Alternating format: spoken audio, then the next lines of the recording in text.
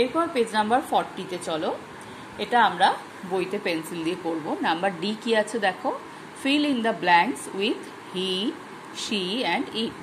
এখানে আমাদের শূন্যস্থানগুলো কোথায় হি হবে, কোথায় শি হবে, কোথায় ইট হবে দেখে বোঝাতে হবে। দেখো এখানে একটা আপেলের ছবি দেখছি, ড্যাশ ইজ অ্যান অ্যাপেল, তাহলে নিঃসন্দেহে এখানে ইট হবে।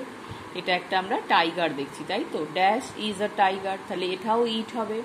এখানে আমরা একজন লোকের ছবি দেখছি, এখানে কি লেখা আছে, ড্যাশ ইজ আ টিচার, তাহলে এখানে কি হবে, হি হবে, তাই তো। এখানে আমরা একজন ম্যানকে দেখছি, এখানে আমরা একজন গার্লকে দেখছি, তাহলে কি হবে, she is writing her notes, girl, তাহলে সি হবে সে বোঝাতে। এখানে একজন আমরা ওম্যানকে দেখছি, কি হবে তাহলে, সি ইজ মাই মাদার, ইনি হন আমার মা। এরপর দেখো এখানেও একটা বয়কে দেখছি আমরা, লেখা আছে ড্যাশ ইজ আ বয়, তাহলে নিশ্চয়ই হি হবে, হি ইজ আ বয়, সে একজন ছেলে। তাহলে এইভাবে এগুলো সুন্দর করে পেন্সিল দিয়ে তোমরা তোমাদের বইতে লিখবে।